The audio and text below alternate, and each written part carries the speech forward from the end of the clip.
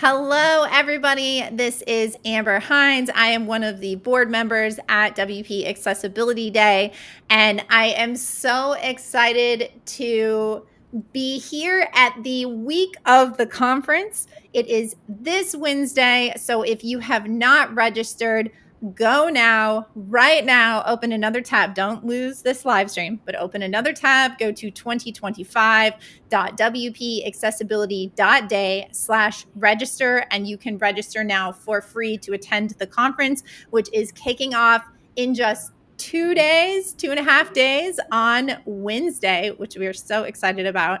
And of course, today we have some of our friends from Elementor here with us to talk a lot about what they're doing to help advance accessibility. And also, we're going to tease some of the sessions that they're looking forward to at the conference. So, welcome, both of you. Do you want to introduce yourselves? Sure. Hi, I'm Daniela from Elementor. I'm product marketing team lead.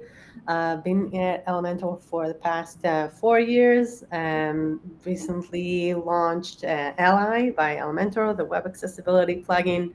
And excited to be here and be a sponsor in this very important conference. Hi, I'm Ohad. I'm also from Elementor, and I've been with Elementor for almost 8 years now. One of the original developers, the OGs, and currently I manage the group that develops other things than the editor and Elementor itself, like the Ally plugin, which we're here to talk about. Wonderful. Well, thank you both for joining us again. And of course, thank you to Elementor for being a gold sponsor for this year's event. For everyone watching, please feel free to put any questions or comments in the chat, and I will pass them along as we go through. Of course, Elementor has sponsored WordPress Accessibility Day before this year and is coming back again as a sponsor, which we very much appreciate. Your sponsorship helps make captions and sign language interpretation and transcription and all sorts of wonderful things possible for the event.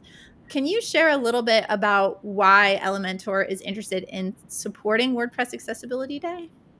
Yeah, I think that, as you mentioned, even before we released Ally, I think that our responsibility in creating and enabling people to create their own web is taken into consideration. And web creation is not just putting images, text, and going live.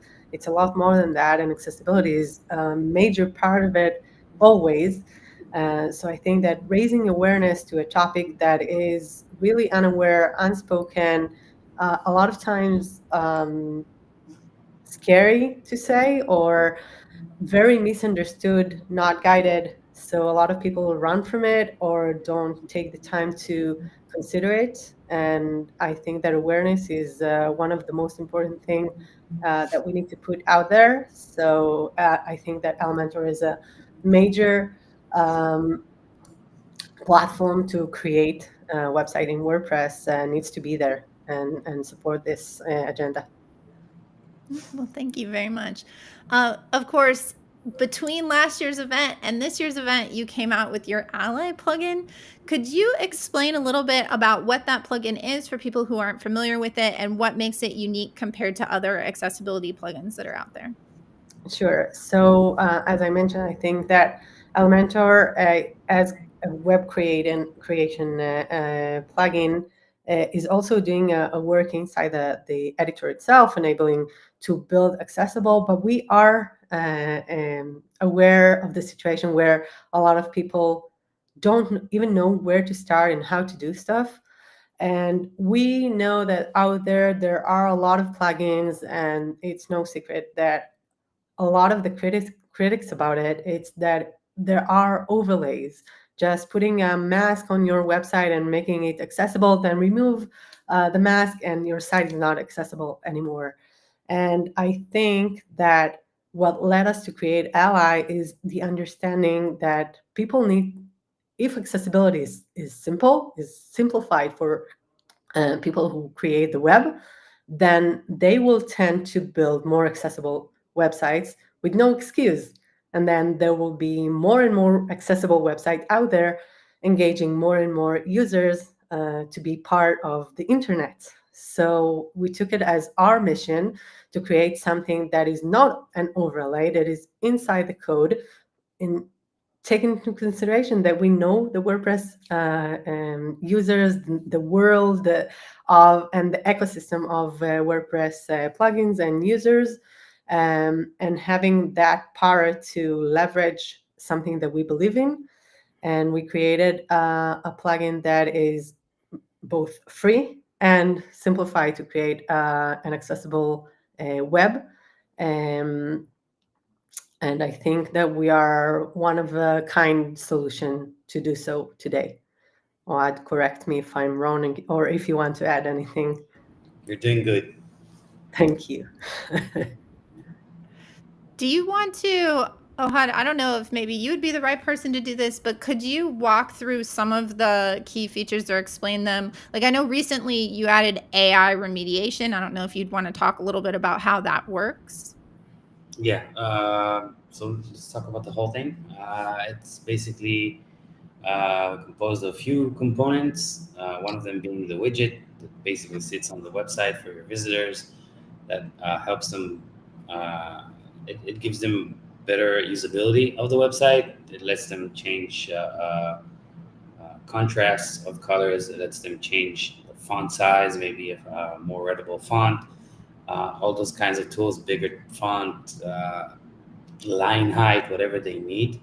And recently we came out with a revamp of it, and we made it even more accessible after we went out and questioned people who use it, who really need it. And we understood that all of our competitors and everyone else that's doing it are not taking into consideration what it looks like on mobile.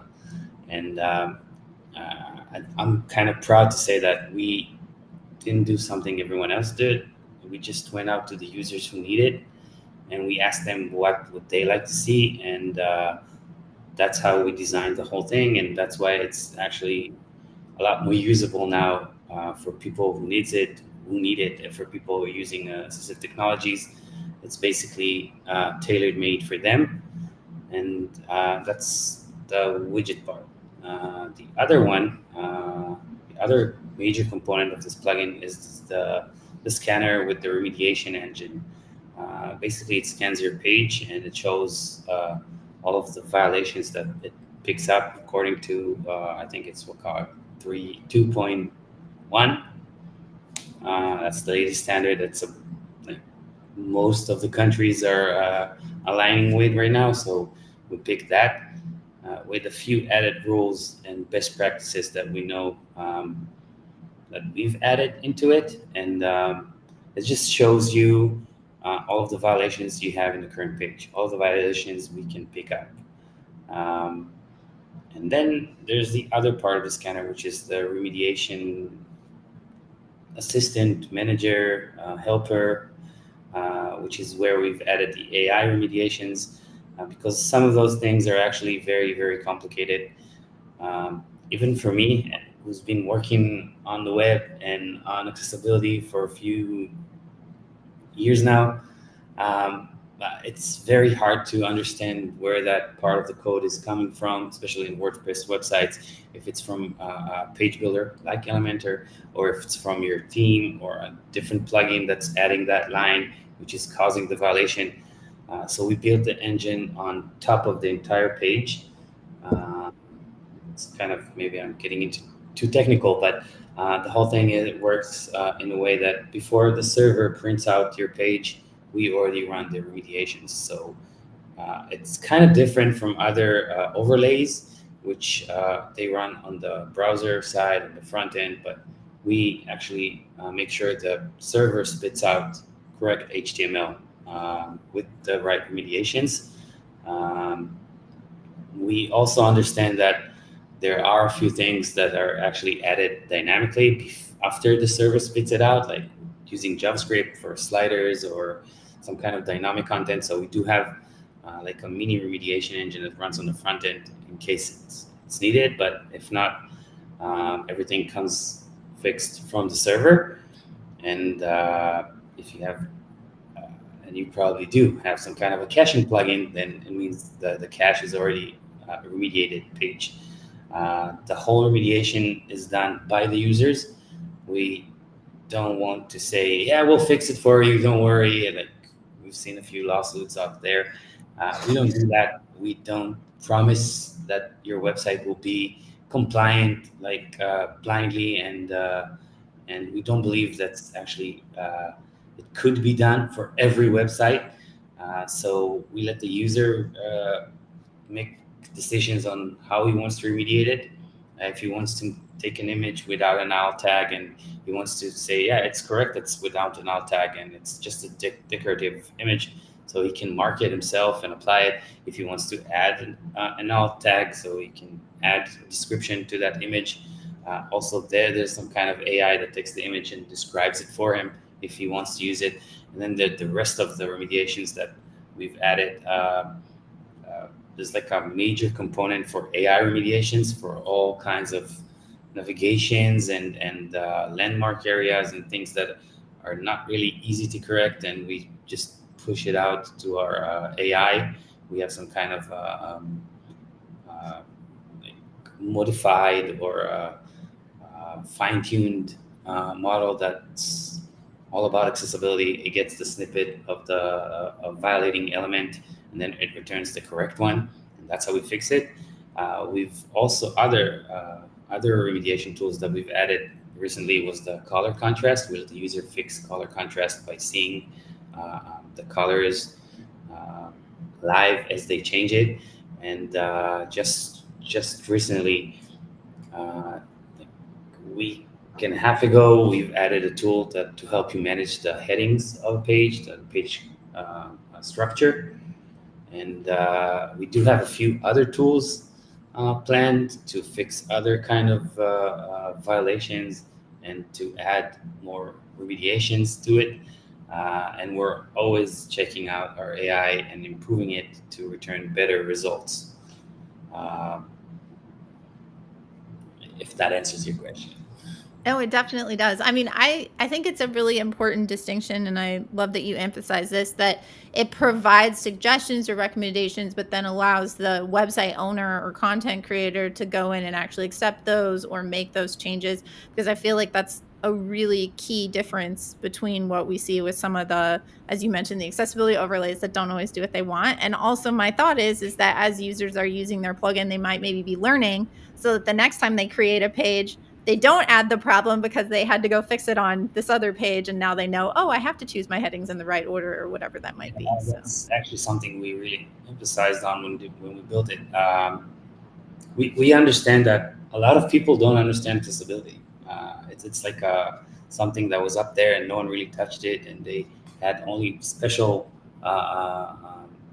professional people who are used to do accessibility, and they only went to them to do their accessibility. But we understood that a lot of people don't even know what it means, and if we just spit out the violations like other tools, it still doesn't help. It says they're a violation. How do I fix it? What does it mean?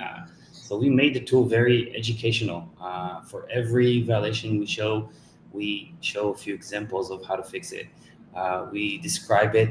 We try to describe it in plain human words. And I say try because it is complicated, but we do our best to make it as educating as possible, because we do understand that currently people know how to build web, and they even know how to build mobile web and design and for both mobile and responsive, and but they don't really understand accessibility. And that's the whole main idea of this tool, is to help them learn and do accessibility. It's like make accessibility accessible. It's like the slogan we had in our head. that's wonderful. Yeah. So I know another feature of the plugin is it includes an accessibility statement generator. Could you talk a little bit about how that works and why every website should have an accessibility statement? Yeah, I can talk about it, but maybe Daniela has a better opinion. Basically, every website should have an accessibility statement. Every website should be accessible, and being accessible starts with having an accessibility statement. So the generator kind of gives you a template, and it helps you out with starting with a starting point that you just fill in your site details, and then it spits out the template, creates a page for you, links it in the widget if you choose to. I think it does it by default, but you can, if you already have one, you can choose to link that other one. But the accessibility statement is as your as far as we see it, is your starting point for having a accessible website. Even if your website is not really accessible, start with the statement and then build on. Uh, because, in our opinion, the statement should say, if you find some kind of accessibility issue, please let us know. And the details, how to report that, should be in that accessibility statement. I think that the accessibility statement by its name is stating that you are willing to create your website and you want to create a website that is accessible for all. We also understand that making your website be entitled compliant might take time. It is complex, and a statement is something saying, "I'm aware of that. I'm in process of doing that, and I will always update it as I evolve and until I have a fully compliant website." So I think that it's something that is very important as a web owner to stay to your users, to any visitor of your website, that you're working on something to make your website better for everyone. Yeah. Yeah.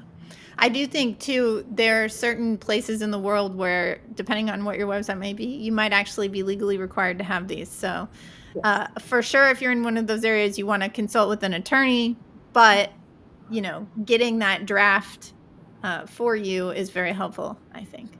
So, Yeah, I think that also a lot of people are not even aware that there's such a thing as accessibility statement. So even going through a template and reading through it and understanding what it means and then putting it on your website, that's a step forward. mhm. Yeah. Yeah, this is something I think I've seen even some conversations in WordPress core about maybe WordPress core should have these. Like, it has a privacy policy statement. And if it Yeah. were to do something like that, but it takes a long time to get things into WordPress core. So it's very awesome that you all added this into your plugin as well. So, do you have any success stories or examples of websites that have already benefited from the Ally plugin, or some of the tools that you might be able to share if people wanted to go see it in action? Yeah, sure. We have a lot. Like you can basically see in every website that you see the widget that we have that is in the front end.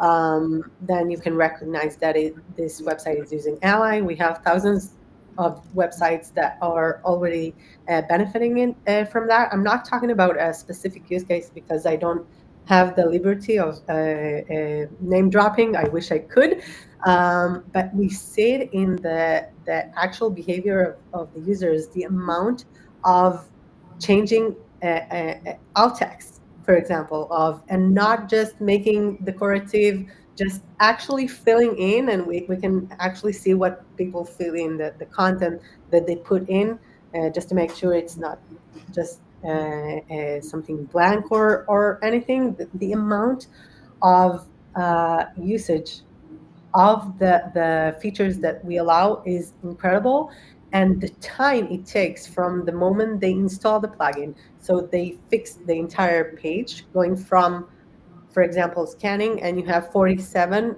different accessibility issues, to zero is impressive. So it can take in anywhere in between seconds, depending on the size of your websites, into minutes, and maybe a full website with all the URLs can be hours and not days and not weeks and not months. And that's, I think, talks by themselves of the power of Ally.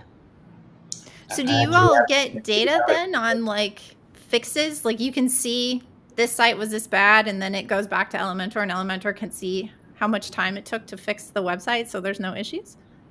No, not exactly that. It's not by Oh, okay. it's not by a website. We're not tracking that part. It's on maybe oh, and that just left can explain exactly the technical part of it. But we have, it's sort of like events on analytics, but something internal just to indicate not by a specific user, but a specific feature of ours that was used. So how many times our mechanism generated alt text? How many times our Mm. mechanism generated this amount of issues, and this amount of issues were not detected in the next scan? So this Oh, is the that's way cool. we can compare time and issues. Okay, so it's not exactly that I can see what you added in your alt text. It's just that I can see that it's not blank. So it's not, for example, marked as decorative. You actually put in the text, but I can't see what you're adding specifically as Amber or as a specific domain. It's what are indicators of actions in the product that we can summarize the data based on it. How many times was a specific issue detected? How much time it was to fix this issue? Yeah, I just gotta say that I kind of missed the last part. Sorry about that, but we can only see that for users who are willing to share their data with us. Yeah. So Mhm. yeah, if you can, if you share the data usage of the widget itself, that's what I was saying. If you consent, then we can track to a specific domain and user. But that's exactly on how you track any visitor behavior on a website. But I'm talking about the scans themselves. It's not like we are inside your website and you can see what happens. Yeah, Mhm. maybe it's a good time to say that the scans are actually happening in the browser. We don't see the scans. That's actually how we can allow ourselves to give unlimited scans for the pages you already scanned. They run in your browser, so we don't have the definition. We don't always see every word in your website. Everything is in your browser and doesn't even leave your browser. Uh, Maybe it communicates with your website, but it's in your browser. The scanner itself runs on the front end in your browser. Uh, I want to go back to the question of a success story, and I actually have a different one. When I said we did redesign or revamp of the widget, when we showed it internally uh, to people we questioned before we did it, um, the excitement there. We have someone who's working in Elementor who has a disability, and she uses those things, and she started tearing up from excitement, and when she saw how usable it is for her, and for me, that's like biggest success story, obviously. Yeah, I think testing with people with disabilities is so important. And then actually getting that feedback is wonderful. I know we talk about that a lot at WordPress Accessibility Day. We try and have speakers who are identify as disabled because really those people's voices are what matters most. So I love to hear that you all are including those people in the testing of your plugin. That's phenomenal. Uh, can you share a little bit about how the Ally plugin fits into your larger vision of empowering WordPress creators that I think is key at Elementor? Yeah, I think that, as I mentioned, I think that Ally was like the second step of Elementor towards um, bringing awareness and actionable tools to accessibility, because we do work on making the editor itself accessible and building accessible from scratch and allowing the editor itself to be accessible for users to create um, the web. And I think that putting ourselves out there as a company that strikes at accessibility with a plugin that intends to say, we are expert in this field. Here is a tool that can enable you to create your website accessible easily, or at least more simple, and bringing you towards something that is more accessible is putting ourselves vulnerable towards criticism about us being accessible. So that puts us in a spotlight where we need our website, our own website, to be accessible. We need our own editor to be accessible. We need our own editor to provide accessibility inside um, the code. And so I think that Ally is achieving more than just being another plugin that we released by Elementor that answers a specific pain of the user. It's about stating that when you build a website, you need to build it accessible, and it's exactly like having, if you have a website, you need a hosting to put it there. You need cookies because GDPR is something very um, obligatory in a lot of, mostly in Europe, but also in parts of the US. And every step you have towards building a website that you check mark, you need to make sure that one of the check marks is accessibility. So I think Ally is coming not only to provide, like Ally is at the end, the solution of raising the awareness, creating accessible, preaching towards that, and then not only saying this is a problem, fix it, also providing a solution that helps you deal with it and not just throws you into the ocean and with no life vest, you know? Yeah. I'm curious, did you all ever have any conversations about just building this into Elementor instead of making it a separate add-on? Going with that idea that every website needs accessibility. Was there any conversation about that? You want to take it? Yeah, there was a lot of conversation about that. We set out to make every website accessible. Right now, we don't see it only on Elementor websites. We see it every WordPress website, and Hmm. maybe in the future, if we see people are interested in it, we'll make it even outside of WordPress, and every website should be accessible. Hmm. That's the main idea. Elementor, in its core, we have priorities when it comes to fixing things. Obviously, the biggest one, if there's a security issue, everyone drops everything and we fix it. The second one is actually accessibility. It's always been like that. So if we have an accessibility issue, we fix it. Problem, and I'm saying problem because we don't mind third-party plugins that extend Elementor. Uh, um, we actually endorse them. We feel that every use case they cover, it's another use case Elementor covers, so they're helping us.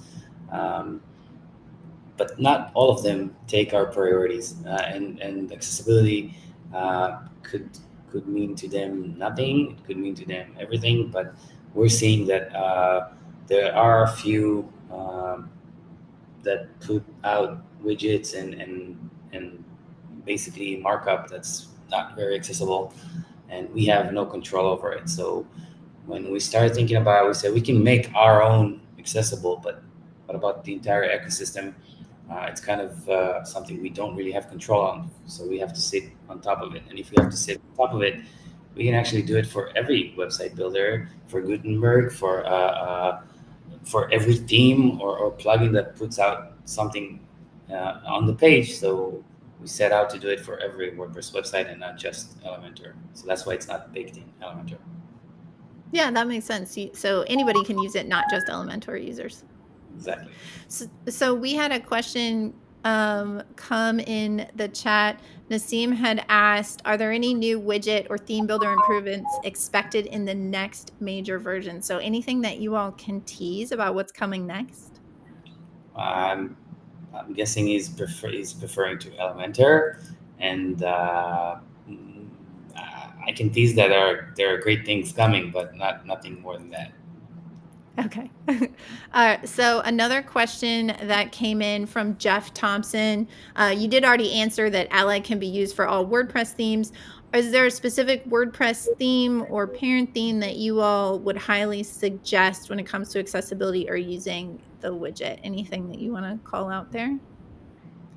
Obviously, we have tested it a lot on Hello theme, which is an Elementor theme, but it's out of the box, works with any theme. unless it's a very kind of goofy, weird acting theme, there shouldn't be any problems. And I think the leaner the team is, the more prone to be accessible it is. But if you take like a big theme that comes with hundreds of features and templates and all kinds of things, so you probably they probably put more time on features and not on accessibility. So I would guess those are basically less or more prone to have accessibility issues than others. Yeah, and we could shout out that the Hello theme has the accessibility ready tag on the WordPress.org directory. That is always a good place to start. Any theme that has that tag has had at least a minimal review for accessibility by a human being. So those are probably going to be good places to start if you're looking for themes. And Hello has it. And you have a bunch of other like more targeted Hello themes now as well, right? Like for business and different sorts of industry. I don't know if you want to Yeah, talk at all about those themes. they're actually building on Hello, so they have the foundation of Hello. So it's Mhm. kind of accessibility of Hello should be there. Great. But then again, if Well, your theme isn't accessible, that's the whole idea of this plugin, to make it accessible. mhm. Yeah. So in theory, it should work with anything. Yeah. So I'd like to look ahead a little bit to WordPress Accessibility Day, which is on Wednesday. And I know you both have had a chance to look at the schedule. Are there any sessions that you all are looking forward to that we want to tease for our viewers? Yeah, actually, I think one is a specific one, the one about being a colorblind designer. I think Mm-hmm. that for us, I think that I can speak in Ohad's name as well. I think that when we started off this entire topic, it was about doing something very technical that needs to be done. But as we got approach more and more actual users that need our product and use our product and seeing how it helps them, and then learning about their disabilities and the struggles that they actually have in coming to the website, any story and anything that explains further what is that, and also touches the point of why we're doing what we're doing, feels so impactful that I'm really looking forward to hearing that. um, we actually had in the last Global Accessibility Day talk with Brandon Words, that also is going blind, and the difficulty that he strikes whenever he comes to the website. That's impressive, and also the insight of where, if he goes to a website that is inaccessible, then he and his family just drops and don't go to that website anymore. So, taking into consideration there are billions of people with disabilities around the world, I think that it's a massive use case for any website to take into consideration that accessibility is not just a necessity, it's something that you have to, because otherwise you will lose a lot of visitors, and you don't want to do that. Mm-hmm. So that is the kind of talks that really interest me in the past 1.5 year that we're working on this product. And also, I think that saying that AI is something that is taking over a lot of our everyday. So I think that accessibility is not um, flipping this topic as well. And I don't know if tomorrow, because of AI, we'll even have websites, but disabilities are not going anywhere. And anything that is related to AI that feels like the near and far future is very interesting to learn. Yeah, and I think we have a couple of different talks that touch on AI. So, Helen host Sandy will be talking about continuous AI for accessibility, leveraging tools for faster, more inclusive development. And then there's another talk that Rose, and I'm going to butcher her last name, so I'm not even going to try. But at 5 o'clock UTC, we're going to have a talk called The Future is Automated, but Will It Be Accessible? And there's a couple of ones that reference AI in development techniques. So I think it should be really interesting. Janaki Yeah, Kunar and Fahad will be talking about built the website with AI, but is it accessible? yeah, So that's a there's a lot of really, AI talks. yeah, That's the one you're most looking forward to? yeah, I think so. That's the one that sparked like the Yeah. answer. Yeah. Are any of the talks jumping out at you, Ohad? I think I'm obligated to just sit down and see all of them. uh, Yes. I part of mean, the that is wonderful. We encourage everybody to, block off your calendar, say, I can't have meetings today, and listen to, at Don't least get me listen to wrong. while you're doing other It's stuff, a but good part. watch all of the sessions. Yeah, I'm saying just that the no meetings is actually the good part of the day. But um, I'm guessing I agree with Daniela.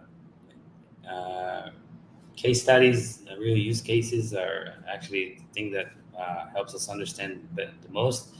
But I think the glimpse of the agenda is just it's a day I'm gonna be stuck on the screen. Just uh,